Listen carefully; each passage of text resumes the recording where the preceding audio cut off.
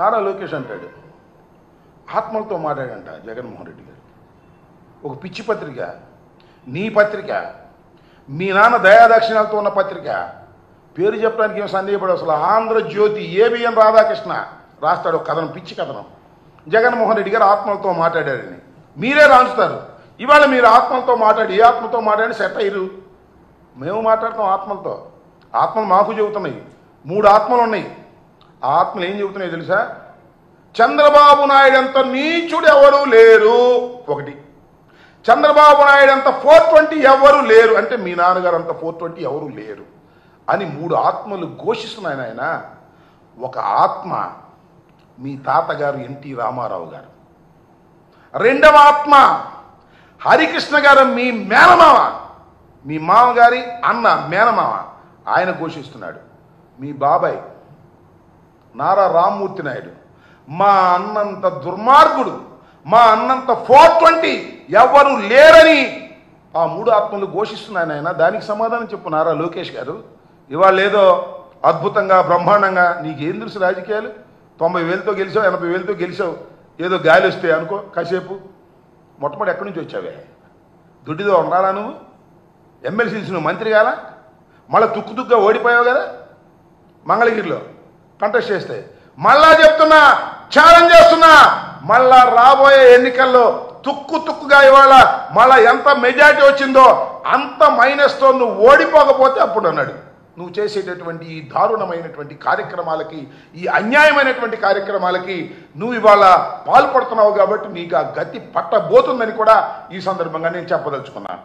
ఇంకా మంత్రి గారు ఇంకా నిన్న మాట్లాడాడు కదా, మాకు తాడు బంగారం లేదని.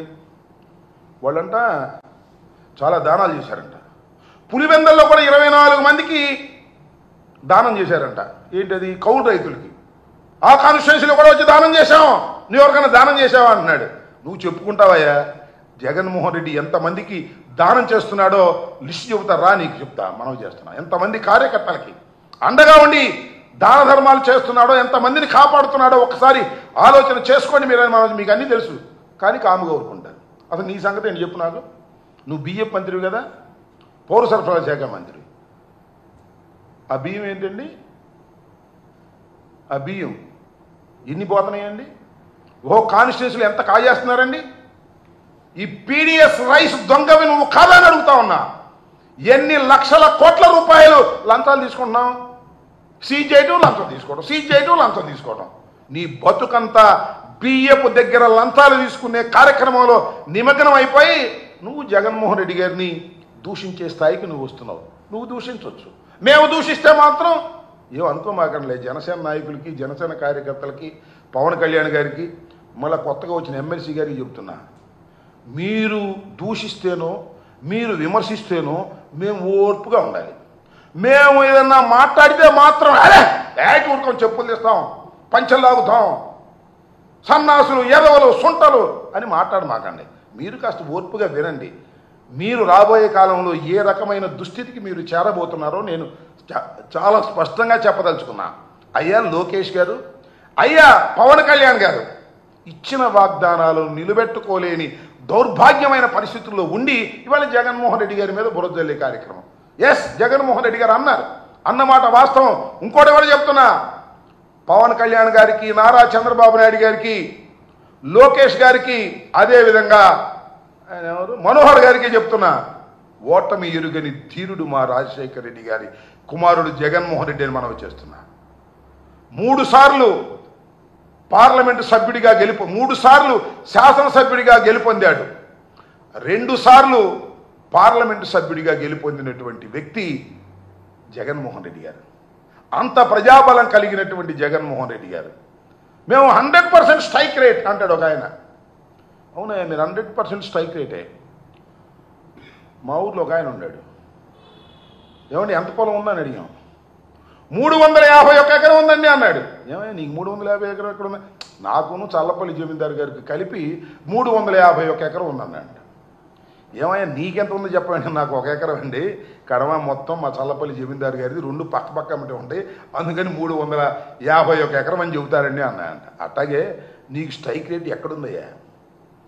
నువ్వు చంద్రబాబు మోడీ కలిసి వస్తే నీకు స్ట్రైక్ రేటు రా, సింగిల్గా రా, నీ పర్సంటేజ్ ఏంటో తెలిపోద్ది, నీ కెపాసిటీ ఏంటో తెలిపోద్ది. 2 చోట్ల నిలబడ్డావు, తుక్కుగా ఓడిపోయావు సింగిల్గా. అంతకుముందు మీ అన్న 18 సీట్లు వచ్చినాయి. మీరు జగన్మోహన్ రెడ్డి గారి గురించి మాట్లాడేటటువంటి ధైర్యం మీరు చేస్తున్నారు. మా దురదృష్టం.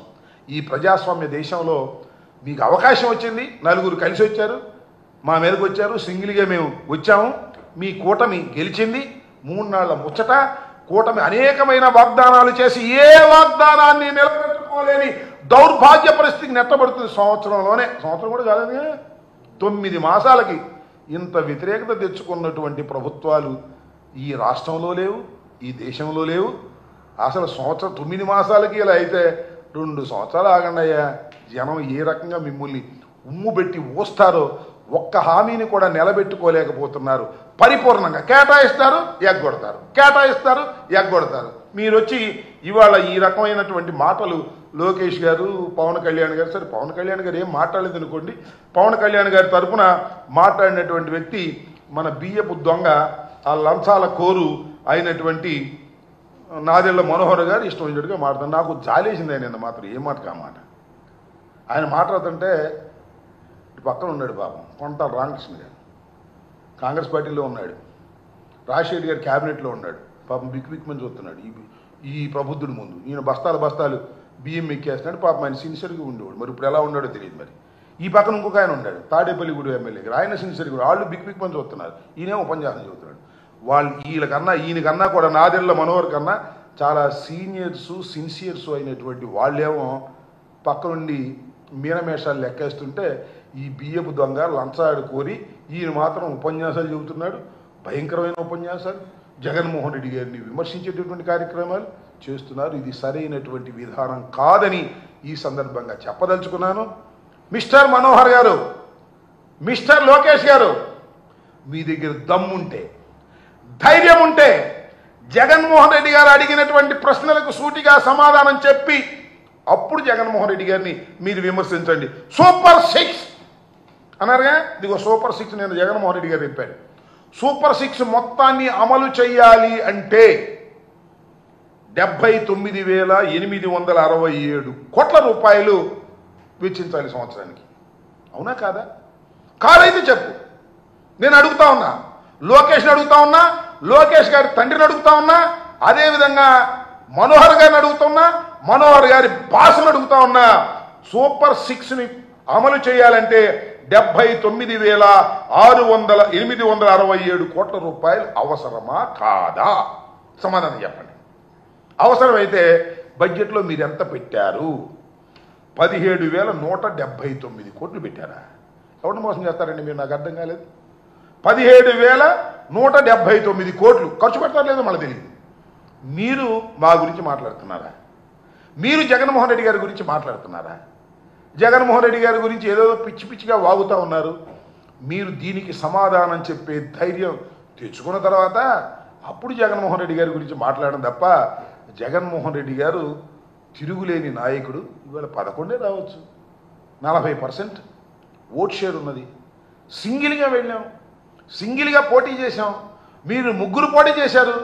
3 పోటీ చేసి మాకు 100% స్ట్రైక్ రేటు, మాకు అద్భుతంగా ఉంది, అమోఘంగా ఉందని ఊరికి మీరు సొల్లు వాగుడు వాగుతుంటే ఏం చెప్పాలి నాకు అర్థం కాల. ఇలాంటి దుర్మార్గమైనటువంటి కార్యక్రమాలు ఇవాళ మీరు చేస్తున్నారు. అనే ముందు 10 సార్లు ఆలోచించుకోండి. పవన్ కళ్యాణ్ గారు అయితే జగన్మోహన్ రెడ్డి గారిని జర్మనీ వెళ్ళమని అడగొచ్చు, రాజకీయాలు వదిలిపెట్టి, ఇక్కడ రాజకీయాలు వదిలిపెట్టి. మేము మాత్రం కార్పొరేటర్కి తక్కువ, ఎక్కువ, ఎమ్మెల్యేకి తక్కువ అని 2 చోట్ల నిలబడి ఓడిపోయి గతి లేక 3-4 పార్టీలతో కలిసి 15 సంవత్సరాల తర్వాత శాసనసభకు వచ్చినటువంటి పవన్ కళ్యాణ్ గారిని ఏమన్నా అంటే మాత్రం ఒప్పుకోరండి.